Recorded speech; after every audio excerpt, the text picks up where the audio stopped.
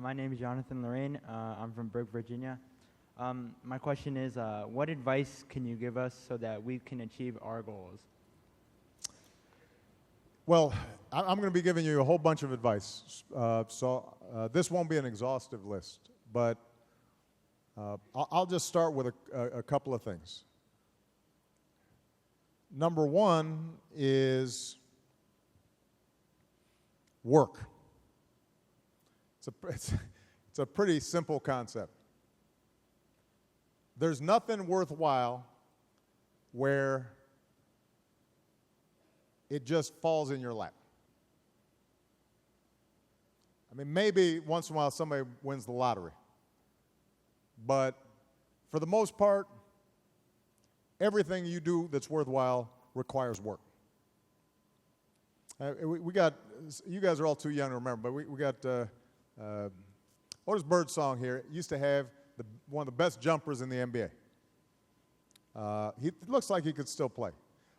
Otis, how many shots when you were playing? How many shots would you take? Just I don't know, thousands of shots, right? I mean, if you talk to Chris or Steph Curry or Ray Allen or any great shooter, they are taking thousands of shots a day, so that when the time comes to make a big shot, it is just muscle memory. It's all burned in.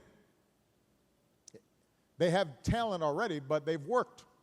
Now, it's interesting. You talk to young people about basketball, and they kind of understand that.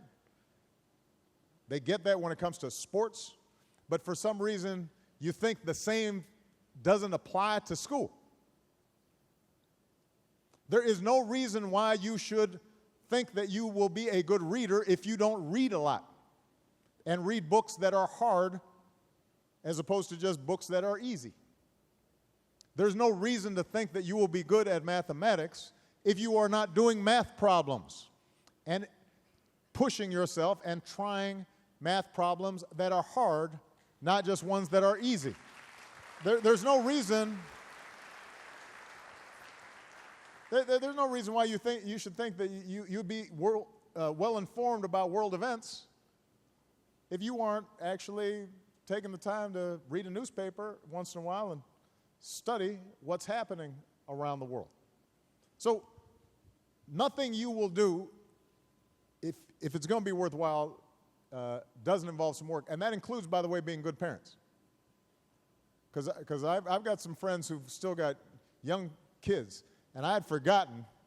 I was watching, my brother-in-law's got my nephew's, he's a 2-year-old and a 5-year-old. We call him chairman of the Old Dads Club. He started again. And I'm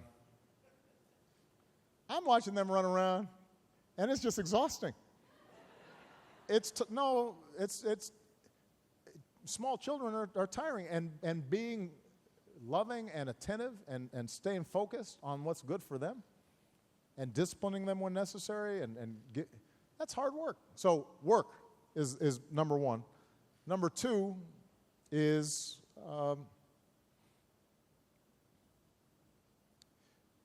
figure out what it is that you care about passionately,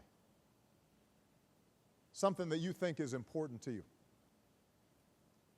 Because if nothing's important to you, you're not going to put in the work. Now, everybody's got different talents and everybody's got different passions. And sometimes part of the goal of My Brother's Keeper is to expose you to more things so that you don't think that the only thing you can be passionate about is what you're seeing on TV. And part of the problem with young men of color is oftentimes the only thing they see to be passionate about is basketball or rap. And we want to make sure you get exposed to graphic design, or you're exposed to engineering, or you're exposed to being a lawyer, so that maybe you will be passionate about that. But the point is, those two things go hand in hand. If you find something you really care about, then that's also what you're going to really be willing to put a lot of work into. And that's what you'll end up being good at. So that's goal number two.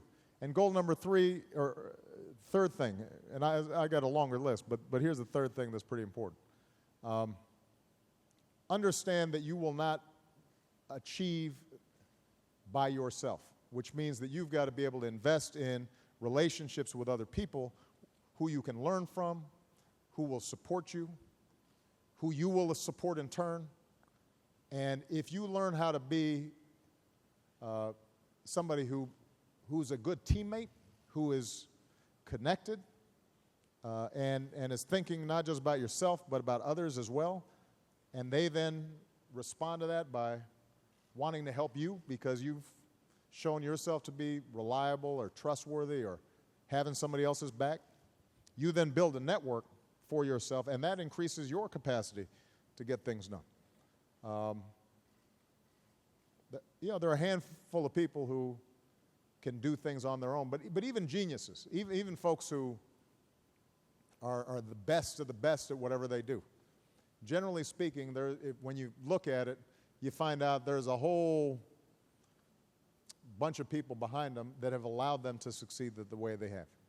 And that's part of what My Brother's Keeper needs to be, is just one more tool that you have to expand your network of people who can support you, give you ideas, buck you up when you're down, open doors for you. Of course, the flip side is, though, you can't just take, you also got to give. So you've got to show enthusiasm, you've got to want to be involved, you've got to be curious, you're going to have to ask questions. If you have a mentor, you've got to show up on time. If somebody's putting time into you, you've got to show appreciation for it and do your hardest to achieve. Same thing with teachers. I don't care how bad your school is, there's a teacher in there somewhere who, if you went up to her or him and said, I really want to learn, can you help me? That teacher would snatch you up in a second because they want to feel like they're doing a good job. But if you're just sitting in the back of the class slouching and complaining about how bad the school is, well, then, you may be right to be angry that you don't have enough school supplies or the building's bad or what have you, but it's not going to help you. You're not going to learn. So you've got to be able to give as well as to take. And if you learn those three things, work, have a passion about something, and learn how to give and take with people so that you're part of a broader team, that's a good place to start.